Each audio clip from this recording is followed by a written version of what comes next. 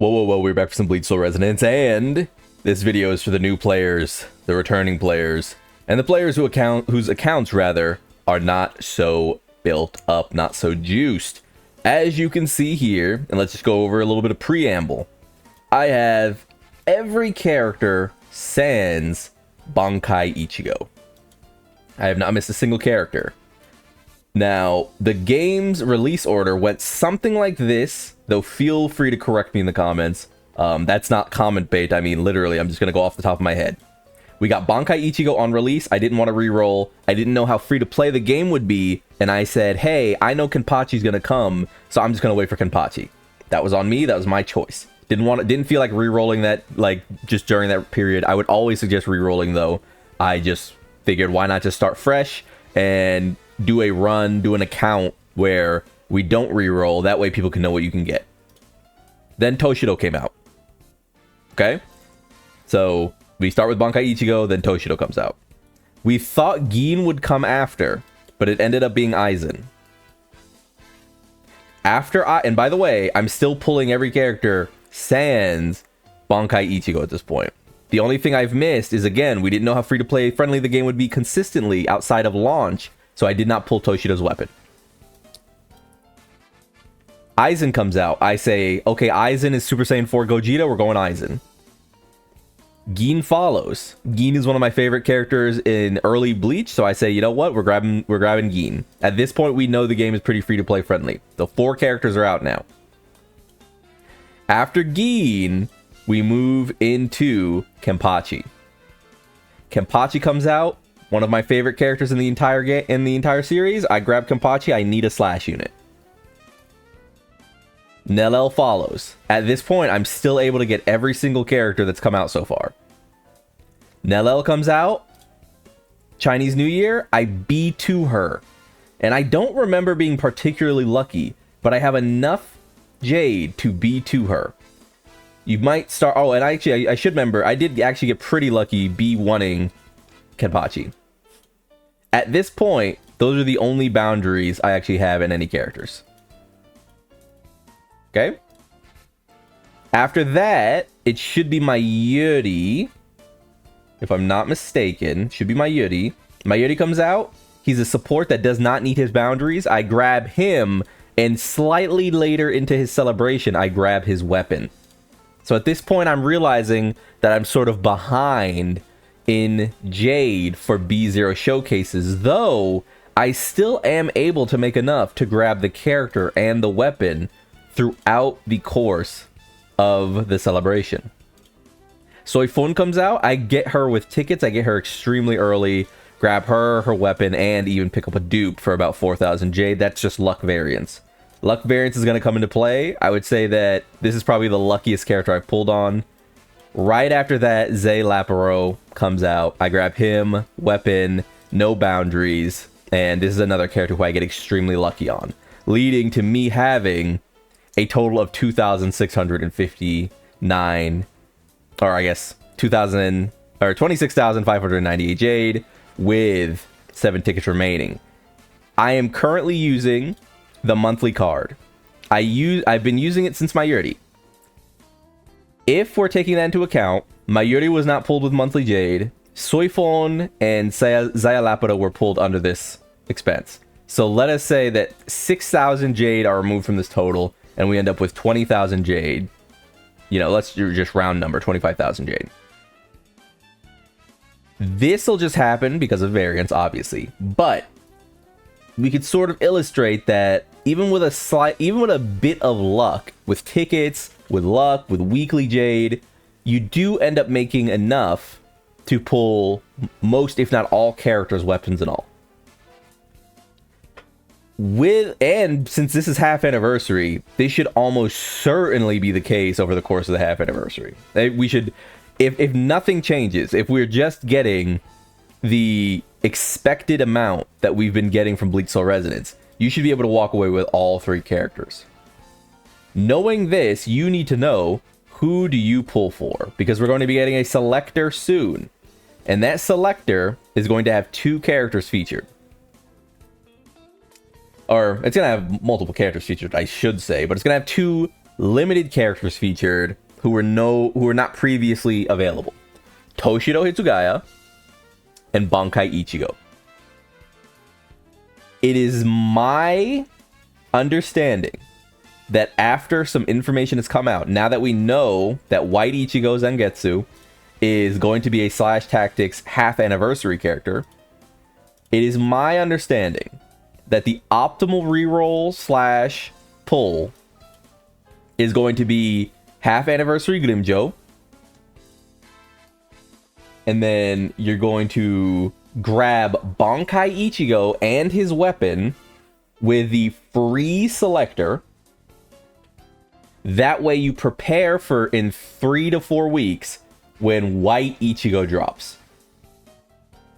That means you'll have at least, at a minimum, a very strong DPS character, a pretty strong DPS character as of right now, which is Bankai Ichigo. And you know what? This is my opinion of the game as it shakes out currently. And you can see Bankai Ichigo is like right here. This is without White Ichigo. Without White Ichigo, I'd say he's on the weaker end of DPS, as you can see. You know, it just is what it is. He hasn't really gotten the buffs that move him up to like up here. With White Ichigo and no buffs, I could easily see him moving to here. With White Ichigo and buffs, sky's the limit. You know, we could be seeing anything as late as this, because it's a half anniversary character we're getting. You might be saying, well, Toshido's up here, why wouldn't I grab Toshido? Well, if you're starting during the half annie patch, you've missed Zael and you've missed Aizen. So why would you get a Spirit DPS? You could say, well, you know, I've missed Zael, I've missed Aizen, why not skip Ulquieta? You're not skipping Ulquieta. Let's just stop. Let's stop the cap. You're not skipping this guy up here. This goes into my third point, though. You've got Pantera. Soifon is returning. It would be a good time to reroll for Soifon, a copy of Soifon.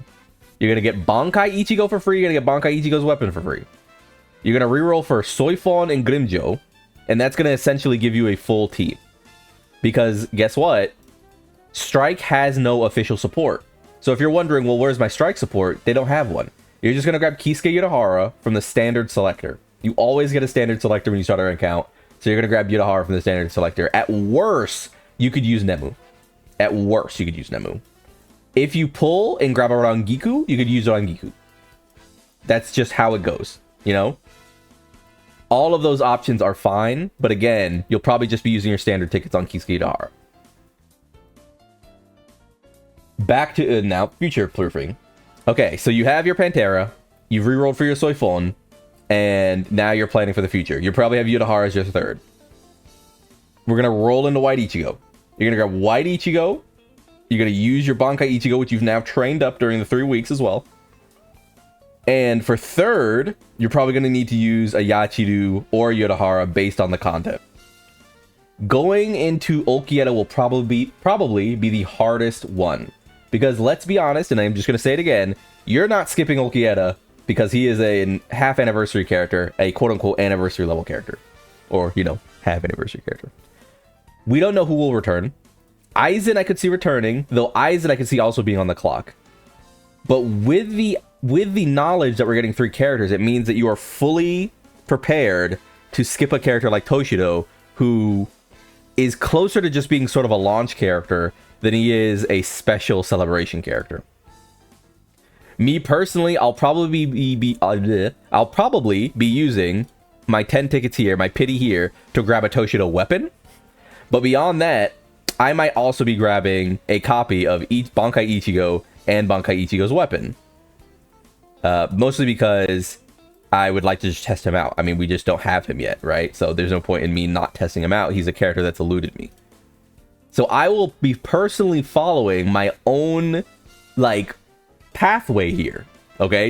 You'll be able to see me following this pathway. Even though I have Kenpachi, even though I have Boundary 1 Kenpachi, even though I think I'll probably still end up using Kenpachi as my main DPS for Slash, you could see that I do want to fill out my account, and I do want to grab this character because, and this is like another thing we can talk over here, we are starting to see the advent of content that requires multiple of the same color. When you go into this style of content and it gives you 3 attempts and it says enemies take more damage for slash, you'd probably rather have some extra slash characters.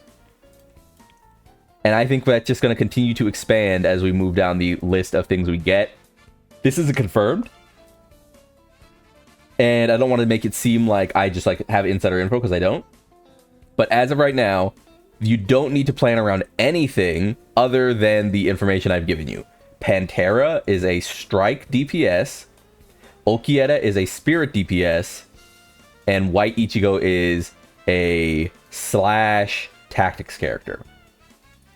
It is my assumption as well that as we go into this, and this will just be a little recap because I've talked about this before, it is my opinion as well that it is going to be pivotal to get a boundary into White Ichigo if you get any boundaries at all. If you get any luck at all, I would maybe suggest waiting until the end of the Grimjo banner to see if leaks come out, if reveals come out for White Ichigo's boundaries. It doesn't mean you can't dupe it doesn't mean you can't dupe Grimjo. But what it means is, instead of the first day Grimjo comes out, you just put all your tokens and you just go immediately fast, pull every time. You go, okay, I've got my Grimjo, I've rerolled, I've done my Soifon, I've got my Grimjo. Now, let's save my currency. And then when White Ichigo is getting ready to come out, we check the Discord, we check leaks, we check so on and so forth. Because guess what? Grimjo's leaks for his boundaries are already out. We just kind of give it a little bit of a check and see if, like every single tactics character so far, the dupes end up being way better than the DPS characters. Because Nellels are, Aizen's are, so on, blah, blah, blah. Typically, the first dupe is really impactful. Sometimes it's the second dupe, but oftentimes with tactics characters, it's the first dupe. It doesn't mean that DPS characters don't have good first, free-to-play-esque dupes, which is what I would consider B0 to B2. But it does mean that oftentimes I see the DPS's best dupe is 2. So this one is 2. This one I would also probably say is 2. This one is also 2. Do you see the pattern here? Whereas with tactics, this is easily the best one. This is honestly the best one. I would say that with Nellel, this is the first time we could probably say 2 is the best one. But 1 is also fucking insane. She's kind of a unicorn because both are insane. You'd want both, right? So, in my opinion, if you're interested in duping Grimjo as a free-to-play player and you're like starting an account, I would suggest waiting until the end of his banner run, seeing what White Ichigo gets when leaks happen, and then make your decision like before maintenance, essentially. It is not a rush.